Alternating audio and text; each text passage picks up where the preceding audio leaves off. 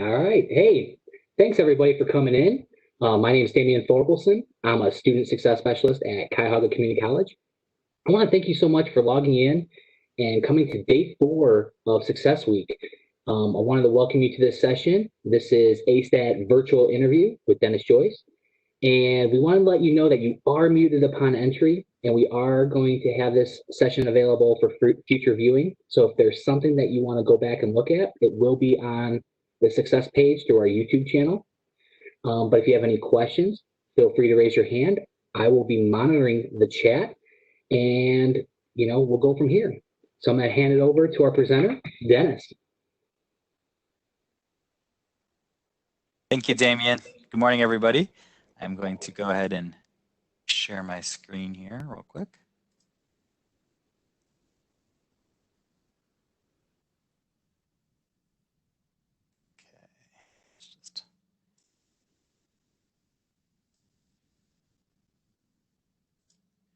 So my name is Dennis Joyce. I am with the Tri-C Career Center, and today I'm going to present to you our workshop called Ace That Virtual Interview.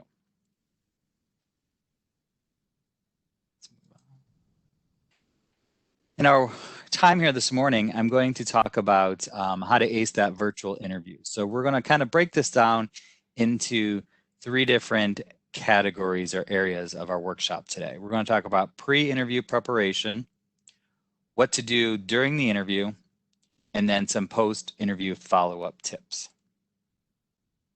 So number 1 is pre-interview preparation. So as you may have heard, the old saying goes, failure to plan is a plan to failure. So as you prepare for your next interview, you want to make sure you have a good plan in place and that you feel confident and prepared for going into that interview. Some of you may not have a whole lot of experience with virtual interviewing. That's what today's, again, focus is going to be on in this day and age. It's becoming a more popular practice with interviewing candidates as to interview them virtually. It saves time for the employer and the candidate. Logistically, it might be easier to coordinate. And again, in this day and age, right now with our current situation with COVID-19, it's become a common practice. So we want to make sure you feel comfortable with that. Probably the number 1 key step in preparing for a virtual interview is to prepare just as you would for a face-to-face interview. Okay? More people seem to feel more comfortable and confident going into an in-person interview, and that seems to be what they normally do.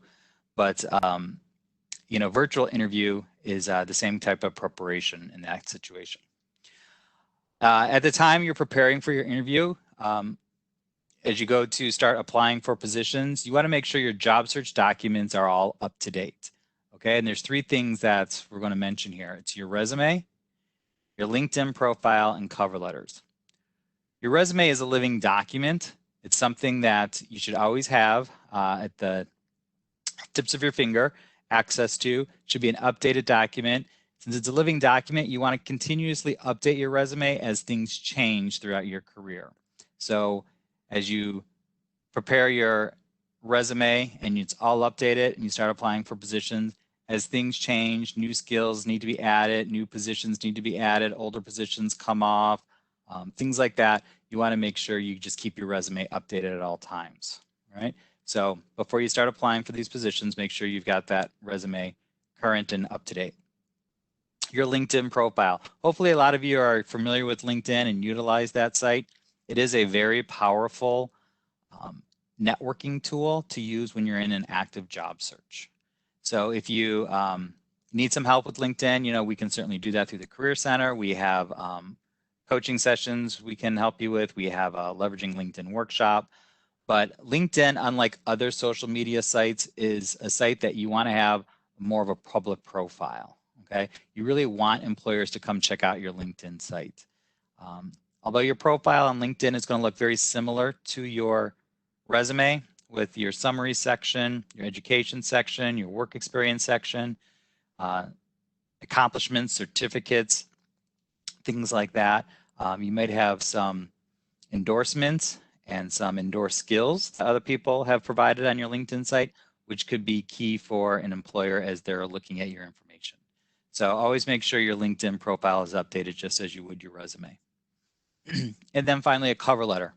Cover letters are often needed when you apply for a position.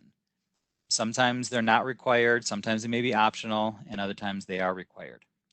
Cover letters, unlike a resume, are going to be unique. They're going to be updated every time they go out. Okay, so no two cover letters will be the same. Your resume will be used pretty much across the board. You probably have one version, maybe two versions of your resume, depending on what positions you're applying for. But your cover letter really needs to be changed every time it goes out.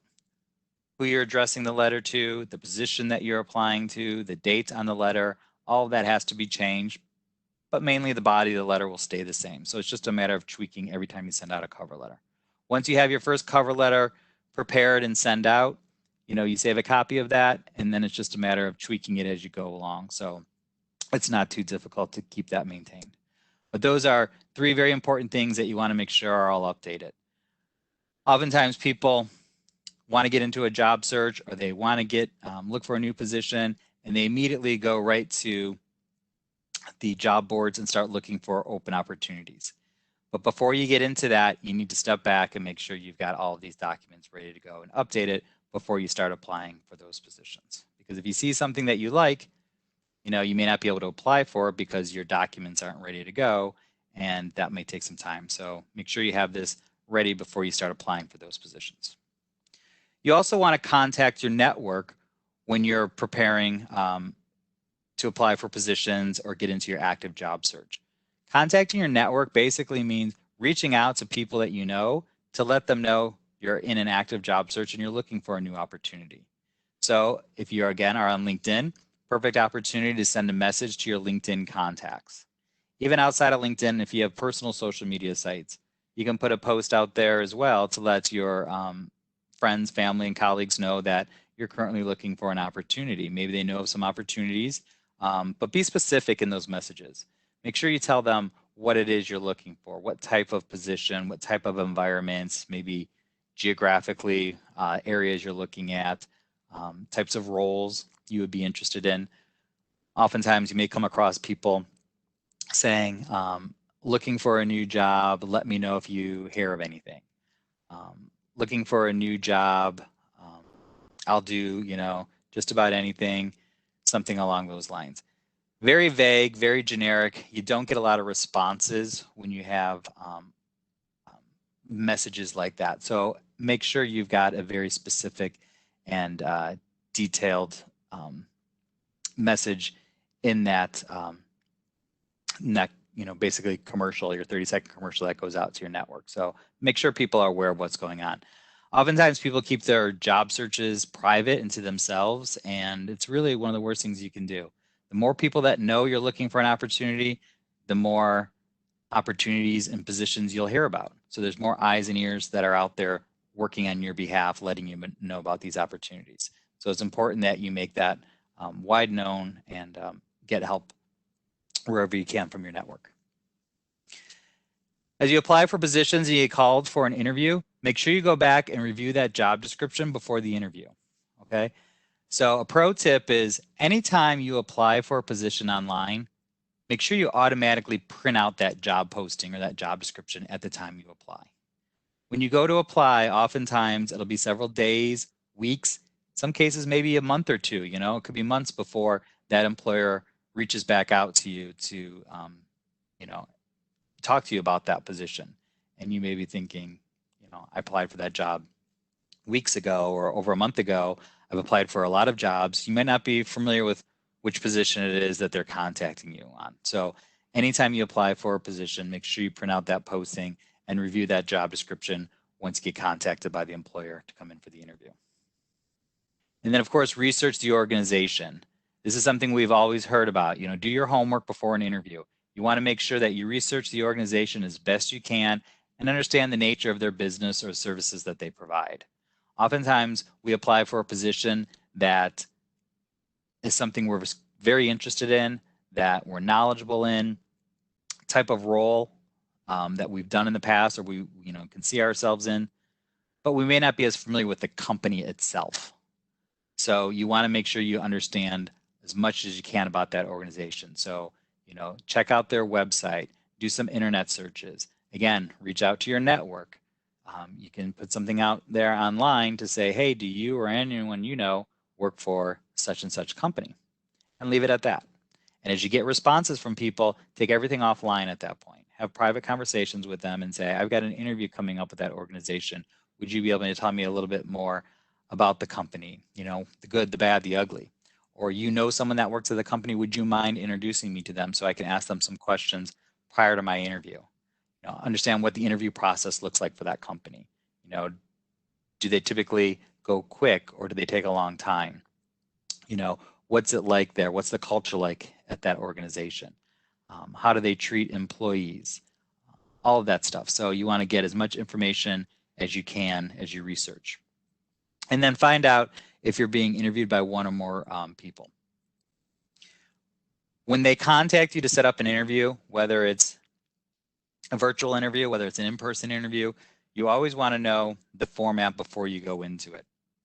So it is perfectly acceptable to ask them what that format's going to look like. There are one-on-one interviews where it's you and the interviewer, and it's just a two-way conversation of you and that person. Okay. Nowadays, we're seeing more and more panel interviews where it's you and there's two or more people that are interviewing you. So you want to make sure you're comfortable in that setting as well. My tip on that would be, if you get into a panel interview and you feel intimidated or uncomfortable, just pretend they're one-on-one interviews. Direct your answer to the person asking that question. Give them your attention as you start off your answer. Acknowledge the others as you're talking, and then look at that person again as you close out your answer. There's also group interviews. Just on a side note there, group interviews, if you ever hear of a group interview, that's where there's more than one candidate being interviewed at the same time. So in a virtual sense, you don't really see group interviews, but in-person settings, you may encounter a group interview where you and other candidates are in the same room being interviewed by one or more people. So find out, the format before you go into the interview to make sure that you are ready.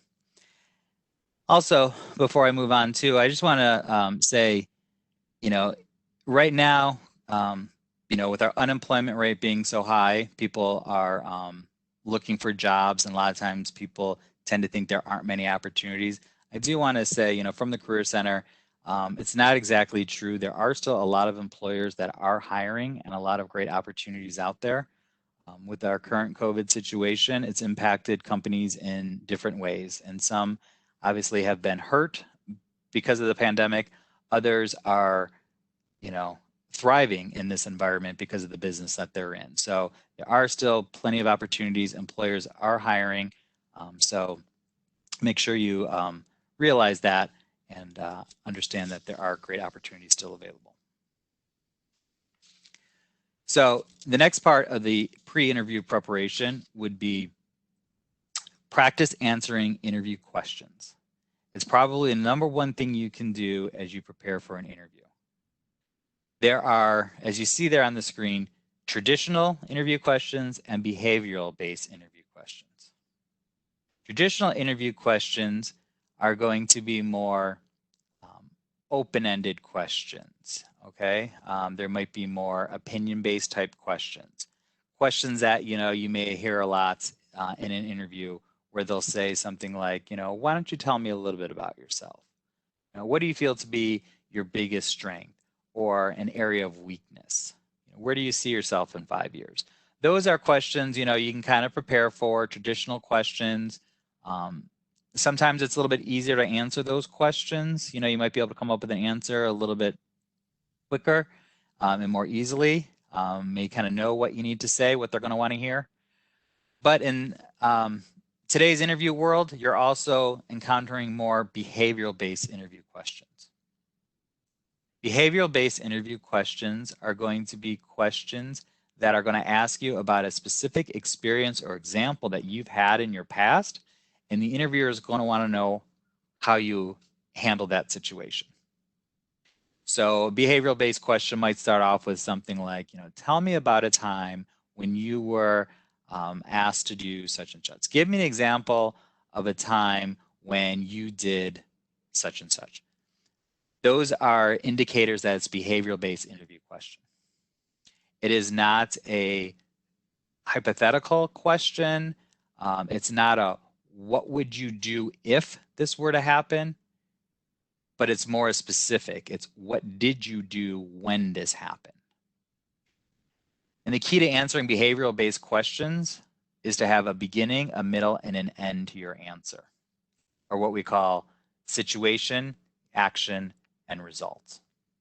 Okay, so the situation is the beginning that sets up your story, kind of, sets the picture. The middle is where you talk about the steps you took to resolve that situation. So what I did was, and you go through those steps of what you did to kind of handle that situation. The end then is the result. Always have a result and a closure to your answers. You can say, as a result, this is what happened. So that situation, action, result is what we call the SAR process, S-A-R. So it's answering behavioral-based interview questions with the SAR response, basically the beginning, middle, and the end. Okay, so you want to practice answering all types of questions like that. And you can come across questions, you can find questions on the internet, you can reach out to us in the Career Center. We can provide you with plenty of examples, but practicing those interview questions is the #1 thing you can do in preparing for your interview. Most people are uncomfortable with the interview process. They are nervous, they're anxious, they are uncomfortable with it. And I think most of that stems from the fact that they feel unprepared, okay? They don't know what's going to be thrown at them. So if you take the time to answer as many of those questions as you can, you'll feel much more equipped, much more confident and relaxed as you go into that interview, and you'll have many more answers to choose from as they ask those questions. Oftentimes, the interviewer are going to be asking you about certain themes. They could ask you the question in 100 different ways, okay? So there's tons of interview questions out there, but they're usually revolving around certain themes. You're going to want to be able to tell them about yourself. You're going to want to be able to point out some strengths and weaknesses that you have. You're going to want to talk to them about a time where you might have had to work with a difficult supervisor or manager or coworker or customer, a time where something didn't go as planned, things like that. So, as you go through those questions and you come up with answers, revolving around these certain themes, when you look at the questions, no matter how it's worded, you can kind of pull out some of those answers. Practicing your elevator speech while maintaining confident body language. So your elevator pitch. Elevator pitch is that 30-second commercial. It's typically the question that'll be, tell me about yourself. Okay, it's where you can kind of try and sell yourself in just a matter of, 30 seconds, to a minute. And it's telling them the program that you're currently in, that you're studying for, or that you just graduated in, or it could be the field that you're currently working in, looking for a new opportunity. And so you're telling them what field or what program that you're in. And then you're talking about some of the skills and strengths that you have related to that area. Okay, and then other special qualities or characteristics related to this field that you want to share with them. The elevator pitch, or that tell me about yourself question, should not involve anything personal, should not be a answer that goes into a lifelong history of your life and your childhood and growing up and your family, and again, personal information.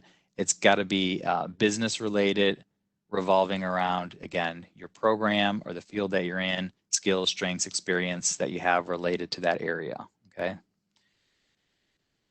Prepare thoughtful questions to ask the interviewer.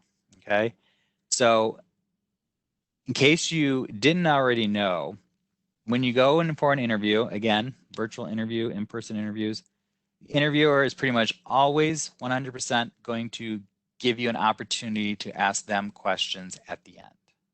After they finish asking you all their questions, they'll typically say, now, do you have any questions for me? Or are there any questions that I could answer for you?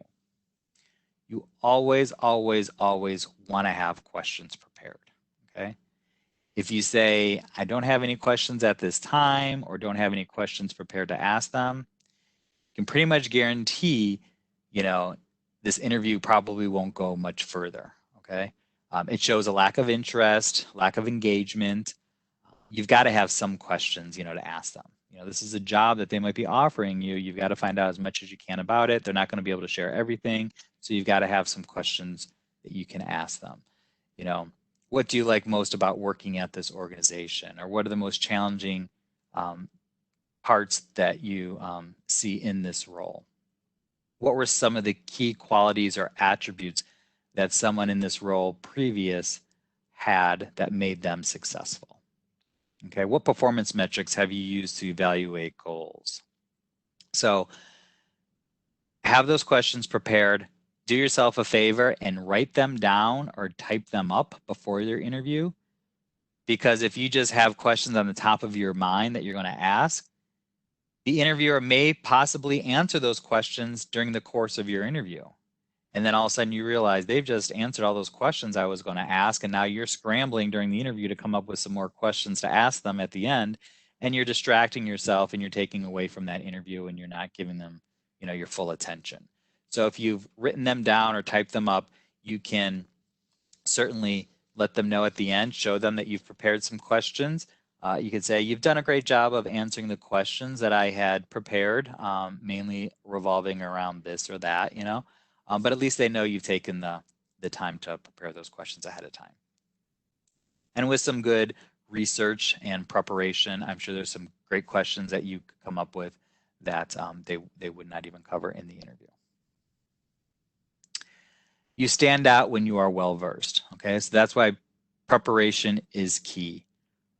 Rehearsing those answers, practicing those questions, knowing the answers that you want to provide, knowing the questions you're going to ask at the end, having that 30-second elevator pitch or your 30-second commercial polished and ready to go. So when they say, why don't you tell me a little bit about yourself, you know exactly what you're going to say. So you definitely stand out as a candidate when you're well-versed and you're speaking clearly and concisely throughout the interview. Practice to see what others will see during the interview, okay? So this is going to be your setting, your environment, what's around you. It's going to be very important that you have a appropriate setting, and I think we're going to talk a little bit more about that here coming up. But I think one of the key things in this slide is, remember, the interview is a two-way street, okay? It's a two-way process. Don't go in with the mentality of, I'm sitting here in the hot seat and I'm going to be grilled during this interview and be, hounded with all of these questions. You need to go in with the attitude and mentality of, this is a two-way street here, okay? They're here to ask me questions and interview me and find out about me just as much as I'm there to ask them questions, interview them, find out as much as I can about this position and this organization. So let's talk about that, practicing, what they see when you're in the interview. So equipment and technology. Doing these virtual interviews, there are different platforms that may be used. Some you may be familiar with, some maybe you haven't even heard of, but common platforms that are used nowadays would be Zoom, Microsoft Office Teams, Cisco WebEx, Uber Conference, and Skype. When they set up your virtual interview, again, understand what platform is being used, make sure that you are able to get access to that program through your computer, laptop, tablet, whatever device you're using. If there's a program that you have to download onto your computer or tablet, that you do that ahead of time so that you are ready to go from that aspect. So you want to be comfortable with it. Practice as much as you can. As you go into the interview, it should not be the first time you're using that platform. Okay, when they set up the interview, you may never have heard of that platform or have used it, but by the time the interview comes up, you should have played around with it, maybe practice with a family or friend so that you are, again, more comfortable navigating that system. Always have a phone number in case of any technical difficulties. As we know, Murphy's Law, if something can go wrong, it probably will go wrong, especially when it comes to using technology. Oftentimes, some things may go wrong.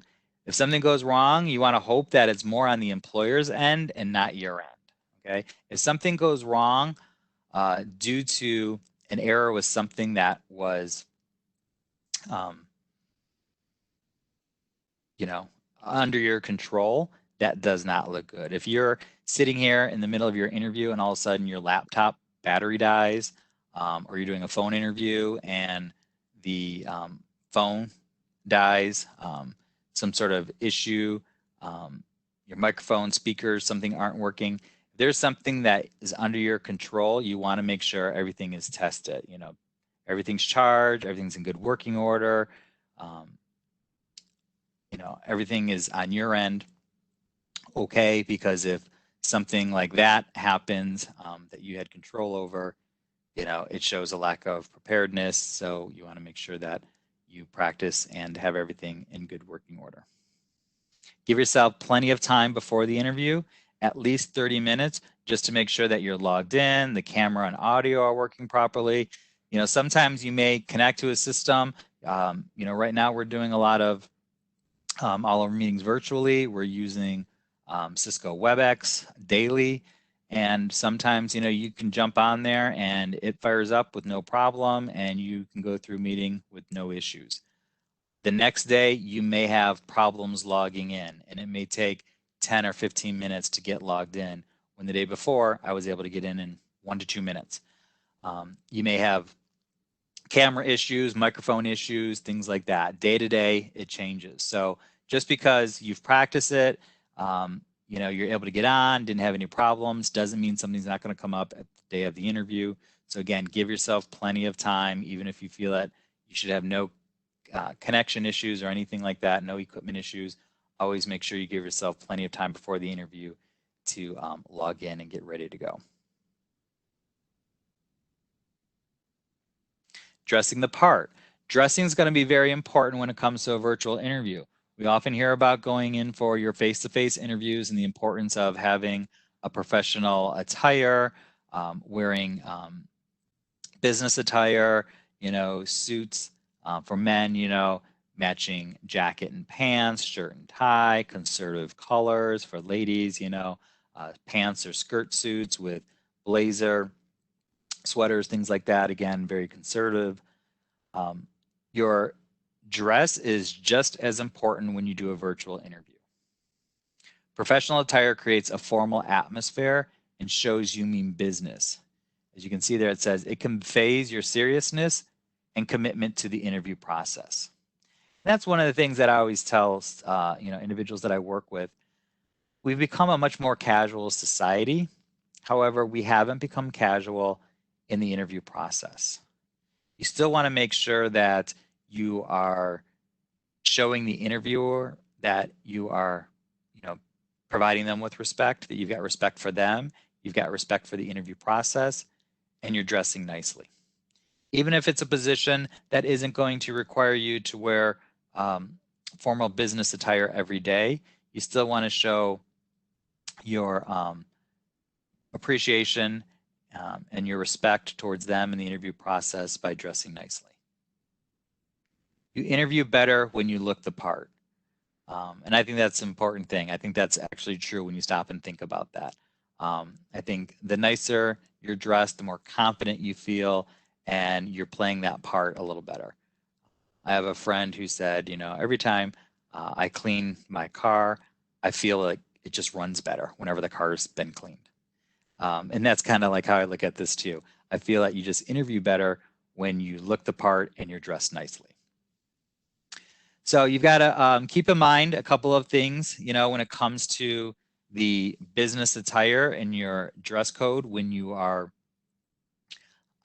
doing a virtual interview, you know, in your visual. So you're on camera here.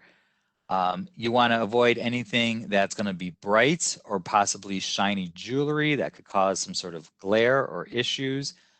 You might have some lighting. Lighting is going to be very important. You want to make sure that that lighting, though, isn't distracting on some sort of jewelry, you know, rings or bracelets or anything like that. So, you know, again, kind of avoid wearing all the bright, shiny stuff there. Be conservative. You know, the charcoal grays, the blacks, the navies, things like that are kind of that interview appropriate business attire, conservative look. Makeup should be, you know, pretty neutral, some natural shades. You don't want to have, again, overpowering colors or any kind of brightness or anything like that. So, you know, kind of keep it very conservative. And, you know, always remember to dress for the job that you want. Okay. Here's another slide here about some interviewing attire that's kind of funny. So, you know, what do you see in these pictures here? Over to the left there, you see typical business attire, interview attire, where the gentleman is wearing a suit, perfect for any virtual or in-person interview. Next to him is more of a business casual look, casual to business casual with some khakis and a sweater. Again, not typically what you would wear for an interview or anything like that, more of that casual look. The middle one is pretty interesting because this is what I think a lot of people imagine doing a virtual interview is kind of dressing the part from the waist up. Doesn't matter what you're wearing below the waist, if you're wearing shorts or your pajamas, you know, if they're only going to see this top part of me, I just need to be fully dressed from the waist up, which is in fact incorrect when it comes to virtual interviews. I've facilitated this workshop with a number of students in the past, and plenty of them have shared examples of where they tried to do this and it didn't really work out in their favor. You never know what could happen. Computer or camera could slip, could fall down. You might have to pick it up. You may have to stand up for something to go grab something, anything like that. And so they may be able to see, you know, your full outfit. So you want to make sure you're fully in business attire and fully dressed from head to toe. And then we see kind of a funny one there on the right-hand side where the lady's wearing a shirt that says, "Hire me." You know, kind of it's funny to see. Some people might get a kick out of that, but again, it's a t-shirt, not appropriate to wear, may come across as a little too desperate to have something like that. So some people may kind of look right through that and think it's funny, but probably wouldn't feel it to be too important, or I'm sorry, too appropriate to wear during the interview. So talking a little bit more about staging that interview environment that I was referring to before there. You want to make sure your environment is as professional as possible, okay? You're not in the same room with them, but you want to make sure you're giving them a nice professional presentation. Lighting is very important when you're doing any kind of virtual interview. So anything on your computer or tablet, through the camera, web-based, Skype, WebEx type of interview, you want to make sure that you come across well. You want to make sure you preview yourself on that camera so you can see the lighting. You should not be sitting in front of a window with the window behind you because that light will come through towards the camera and pretty much washes you out. So it's sometimes hard to get a visual of the person there if they're sitting in front of the light. You want to have the light kind of coming more towards you.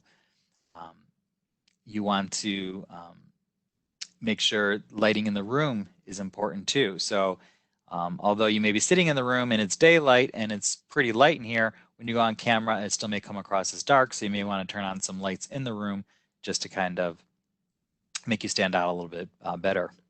Inform anyone that's in your house at the time of your virtual interview that you are doing an interview, okay? You don't want to be disrupted or disturbed during the interview. So make sure everyone is aware of that. So you're in a private room, doors closed, and no interruptions, and they know that you're basically in that interview at that time. Okay, it's important, you know, to remember, as it says there, you wear your environment. So what they see around you is going to tell them a lot about you. Your background also needs to be important. Sometimes people don't really realize that until they sit down in front of their camera and they realize behind them might be something that maybe isn't the most professional setting or most appropriate thing for an interviewer to see. So you want to make sure you have a nice, clean background. So that's a professional look behind you. Minimize any visual distractions, okay? So you might feel more comfortable because you're in the comfort of your own home during this interview, but you really got to feel like you're there in person with that interviewer. So as you're talking, you know, giving your answers, you don't want to be looking around. You want to make sure you're staying, you know, staring at the camera, maintaining good eye contact. If there's a window nearby, you don't want to, keep looking out the window, being distracted, having your phone or something in front of you. So again, focus, be there in the moment, focus on the interview and give them your attention and make sure you're staring into the camera. Make sure there's no background noises, TVs, music, pets, spouses, children, other people in the house there. You want to make sure there's no distractions, no noises in the background, things like that. I have a fan here on my desk that I keep on during the day. And I'm sure that noise would probably pick up right now as I'm speaking. So I made sure that I shut that off before our presentation here today. So be very mindful of all the background noises around you to make sure that nothing is being picked up behind you.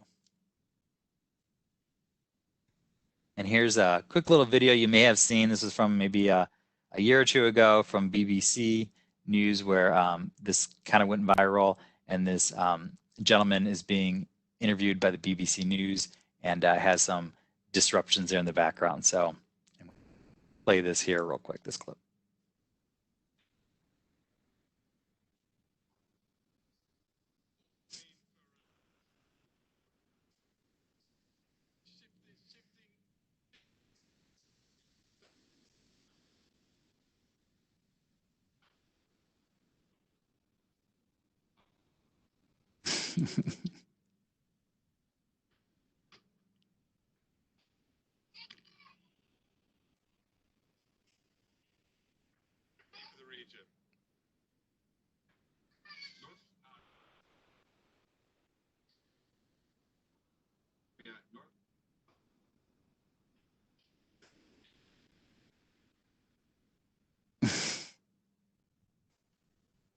So that one is a funny clip because actually I think at the beginning the door is kind of closed there. I think he was trying to give himself some privacy, but it didn't take long for one of his little children there to get into the room there, and it is pretty comical. You can see how embarrassed he gets and how frustrated. I think everyone that watched it kind of gets a kick out of it. Even the person that's interviewing him on the news there got a kick out of that, but it is something you want to try and minimize at all costs when you're doing an interview with an employer there. So I thought that was a funny clip to share with you. So a couple of other things. Within the half hour before the interview starts, some of the last minute preparation stuff there.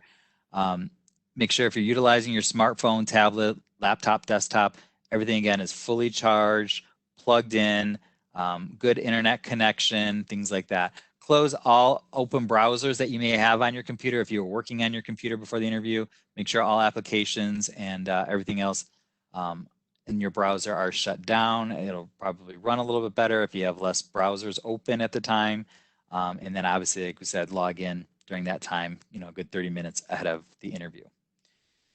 Find that private setting, make sure you check the camera, check your frame there and the lighting, what you see from the chest up, make sure it's a good centered frame shot of you there.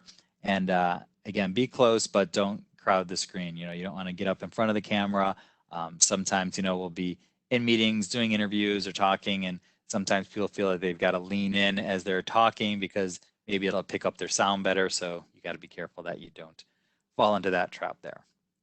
Again, make sure your audio and your camera, everything's working properly. And if possible, you might want to use a headset with a microphone to improve the quality of your voice. I do have one here that I use. I don't have to. Obviously, there is a microphone through the computer. But sometimes, again, that just picks up a chance of picking up more background noise. Sometimes the connection and sound of the voice may not be as clear. As you're listening to them ask questions, it could be harder to hear. So I think the headset does make it a little bit more clear and, again, minimizes risk of any issues there with hearing and speaking. The types of virtual interviews that you typically encounter are, again, phone. Phone interviews are often the first step when an employer reaches out to you. Sometimes it's just a mere phone screen that's just a few minutes long, where the employer just wants to let you know they've got your information, ask you a few basic questions, get your interest level and your seriousness to see if you're serious about this position. And then they may take that time to actually set up a more private time to do an interview. Sometimes the interview, 30, 60, 90-minute interview might be conducted over the phone, and you'll have a phone interview. And again, there's video conferencing. Video conferencing is two different methods there. There's a one-way interview. I don't know if anyone there has ever encountered that. One-way interview is basically where you get on camera and you're about to interview, but instead of a person being on the other side that's asking you the questions are just typed up and they're coming at you on the screen. So you read the question that pops up on the screen and you provide your answer. Then you go on to the next one, question pops up on the screen and you recite your answer. So you are not talking to another individual, you're simply reading and answering those questions.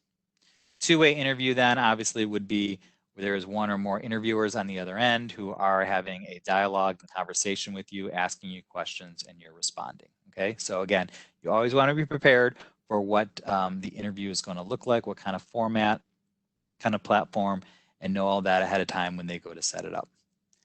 Always too, when you are in an active job search and you're applying for jobs, have a folder that contains your resume, maybe cover letters that you've sent out for your job applications, access to your LinkedIn profile, stuff like that.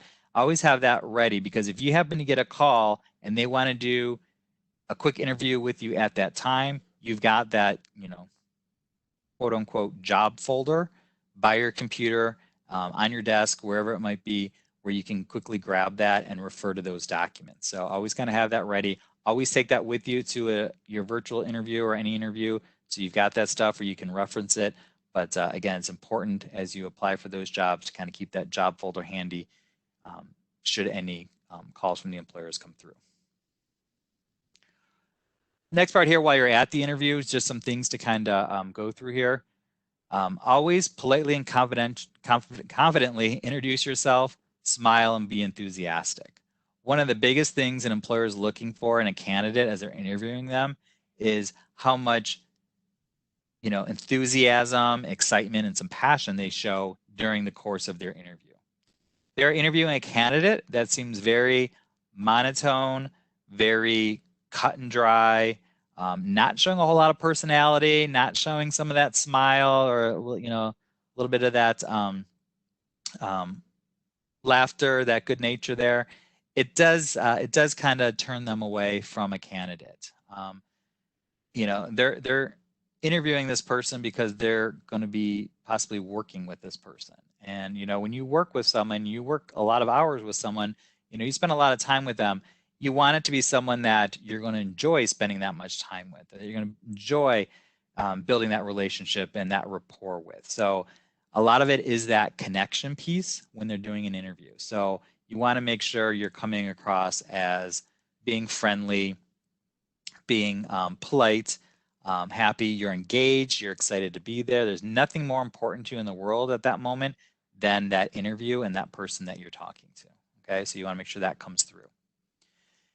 Maintain that eye contact. So, as you're talking, look at the camera. Sometimes, you tend to look at your picture that's on the screen to look at yourself there as you're talking, but you're not really looking at the camera. Or you might be looking at your notes, you might be looking out the window, whatever it is. So the eye contact for a virtual interview is to look into the webcam. As I said before, show that personality, make sure that comes through. You want them to know that you do have that personality and that you don't take everything, too seriously. Connect with the interviewer. Then create that personal presence, virtually. It's important. It is, I would say, a lot easier to make that connection when you're physically in a room with someone, but virtually it's just as important to make sure you're creating that connection and that personal presence with them. And as I said already, keep a copy of the resume close by, be able to refer to it, have those questions prepared and ready to ask at the end. Always have a notebook and pen so you can jot down some information during the interview. Part of the interview is the interviewer giving you information about the company and the job. So you want to make sure you are taking notes and you're writing, and they're not going to frown upon that by any means. Quite the opposite. They would probably be a little bit more discouraged if you were not taking any notes during the interview. And then obviously, I think it goes without saying, but you know, you want to make sure you're not eating, drinking something, walking away during the interview or anything like that. Having a water nearby, and as they're asking a question, you take a sip of water, you know, obviously is not going to be an issue at that point, but you want to minimize that. Again, you definitely do not want to eat during that time or get up or walk away, you know. Something's going on in the background, there's, you know, a knock at the door or something, you want to make sure you kind of ignore that and give them your full attention. As you're answering the questions, a couple of things here that are important. You always want to listen first, okay? Listen to the question that's being asked and respond specifically to that question. Oftentimes in interviewing people, you know, my background in human resources, working in the Career Center, done a lot of interviews, you know, actual interviews, mock interviews, whatever it might be. It's amazing how many people don't really answer the question that's being asked. Whether they misinterpreted the question, whether they really weren't listening very carefully, whatever the case might be, you really want to make sure you're listening to the actual question and respond appropriately and specifically to the question that's being asked. Because a lot of times they're not going to go back afterwards and say, well, that's not really what I meant. What I was asking is, and then they recite it and give you another chance. Most times they'll just move on. And when they recap and look at the notes after your interview, they will just kind of mark that off as, you know, candidate didn't really answer the questions I was asking. Utilize that SAR process. Hopefully you remember that from earlier. It's our situation, action, result answers. Beginning, middle, or end is basically what that is. And that's in answering those behavioral-based questions. So when they ask you, tell me about a time when you did this, or give me an example of a situation where this has occurred, give them that specific example. Answer in those three responses, beginning, middle, and end, the situation, the action, result. Oftentimes, I'll ask a question like that, but the person reverts back to more of a hypothetical. You know, well, I think what I would do is I would do this, and, you know, I would probably do that. And it's not what would you do, it's what did you do, you know?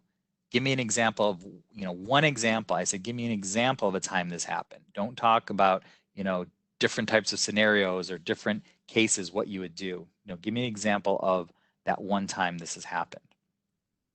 And if it hasn't happened to you, let them know. Well, then, you know, this hasn't happened, and try and follow up with something that's relatable.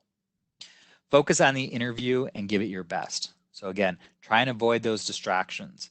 It's probably easier when you're sitting in someone else's office and you're in person with them, you're focused, you're there in the moment. Being, you know, behind your computer screen at your home can be a little bit harder. Sometimes it's more easily, easy for you to get distracted. So you want to make sure you are focusing on the interview during that time and you're giving it your best. You want to show your personality. Again, relax, open up, don't be too stiff, don't be too monotone, don't give brief answers. You know, always give examples in your answers, always share information, smile, show some excitement and some enthusiasm and passion, especially in some of the topics you might be talking about in regards to this work, so that they can see that really come through. Wow, this person really got excited when they were talking about, you know, this area or that area. You know, this is really important to them. I could see that enthusiasm and passion come through. And so again, share your accomplishments, share your successes, be specific, and give some examples so they can see the success and accomplishments you've had from your past. At the interview, so when the end is near and they say, so do you have any questions for me? Again, as we said before, always answer yes. Always have those questions prepared. It says there you can maybe ask to share your screen to show your prepared questions. I don't know if I would really get into that much at that point. What I might do is say, you know, yeah, if you don't mind, I've prepared a few questions, or pull out your notebook and they can see you're reading those questions. You know, something as simple as, yeah, I did prepare a few questions if you don't mind. And then that way they still see you've taken the time to prepare those questions. And then go through and ask questions related to the job and the company and the expectations. Never ask questions at this point that are going to revolve around things that would benefit you. So at this time, you would not ask them anything about the salary, you know, what you're going to be paid. You're not going to ask about any kind of benefits or, how much vacation time will I get in the first year.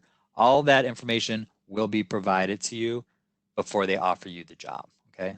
So there's a time and place, obviously, for everything. During that interview, when you're asking questions at the end, it's not about things that'll benefit you. Just ask questions that you have in regards to the position and the company, and keep those more personal, benefit-related questions till later. The follow-up step is the third part here today. Basically, just a couple quick things to remember as you follow up after your interview. Always send a thank you email after every interview, okay? Within 24 hours, you want to send a follow-up email. Now, with a virtual interview, an email thank you is perfectly acceptable. Email thank you is perfectly acceptable in any type of interview in this day and age, okay? If you do have an in-person interview and you're really interested in this position and it's going to be a little while before they make any decisions, you may want to handwrite a thank you note and send it in the mail. More of a personal touch, might go a little bit further. But thank you emails are perfectly acceptable nowadays. And again, especially for a virtual interview, it's definitely appropriate to do an email thank you note.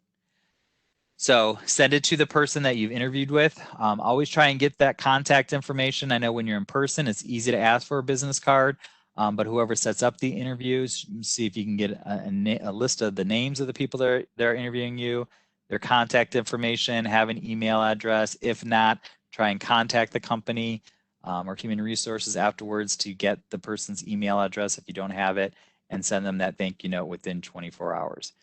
Mention the position that you applied for and the date of your interview, even though it may have been earlier that day or the day before, hopefully, just so that it refreshes their memory. So, I just want to, dear so-and-so, I just wanted to take a minute to thank you for your time in interviewing me for the such and such position on June 18th, 2020. I appreciate the information you shared about this position. It's made me more excited about this opportunity and the contributions that I may make to your organization.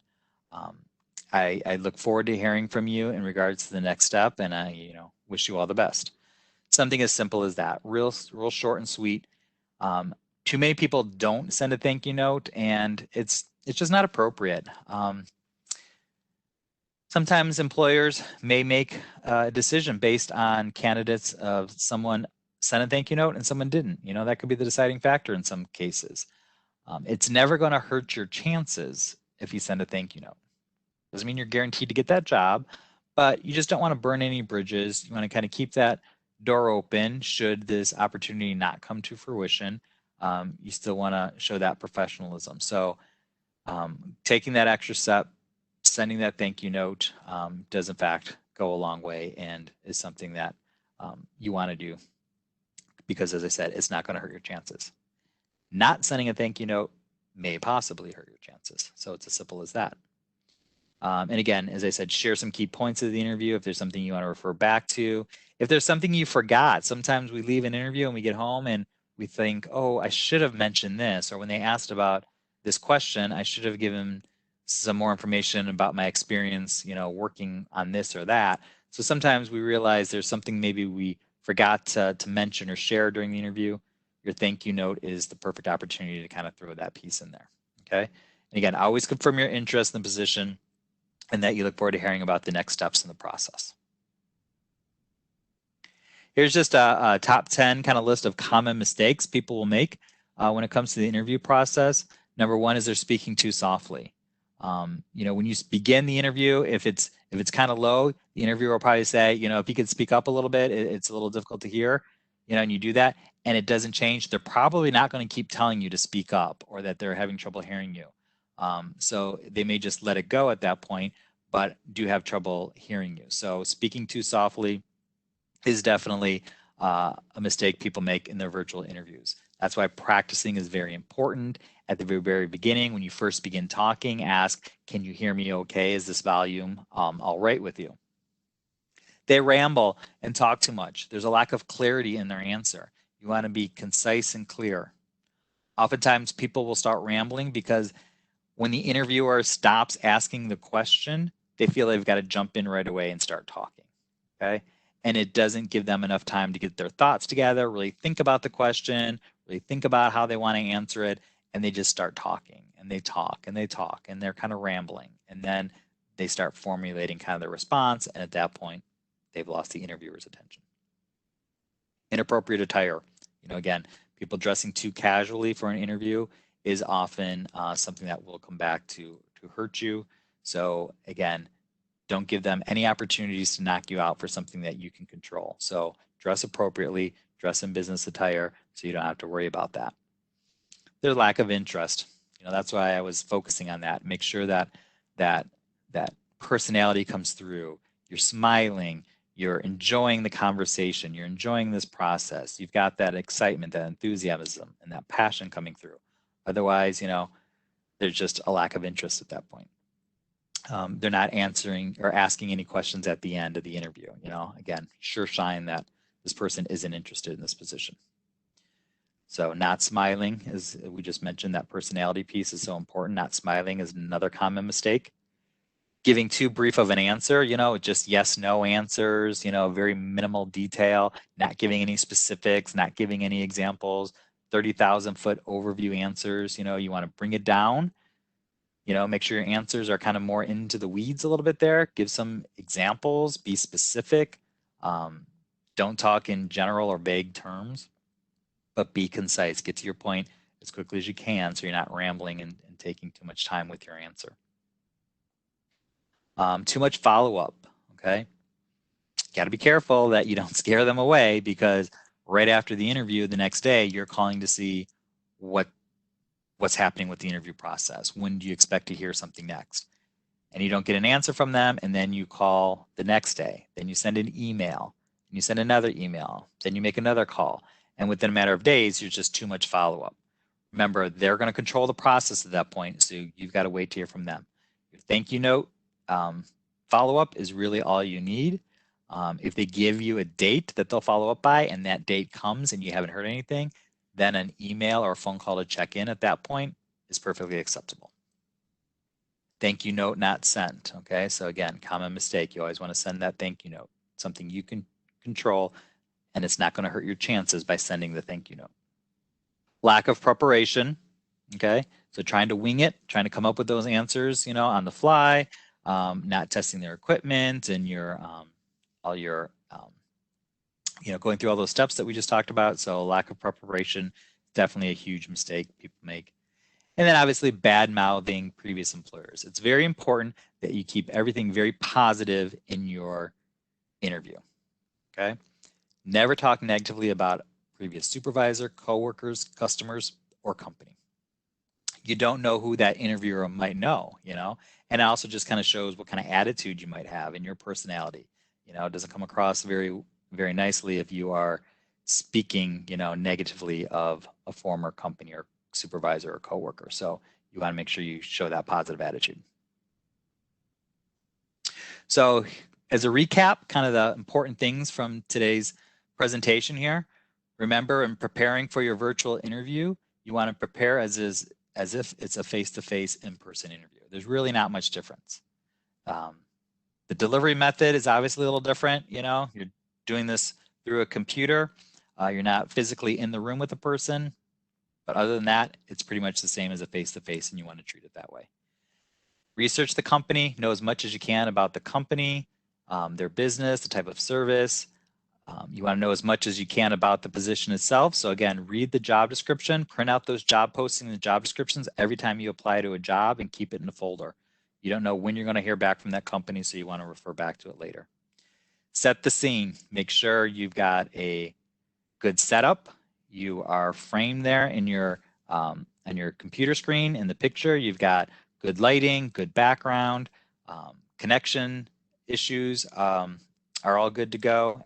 Batteries are charged, everything's plugged in, everything's in good working order. So you're testing the equipment is important. Engaging that employer, asking them questions at the end of the interview, showing that personality come through, the smiling, that you're comfortable and you're confident in the setting. And then obviously the follow-up. The thank you note at the end of the interview is key. That's our presentation here today. I want to thank you all for viewing and participating here in our ASTAT virtual interview presentation.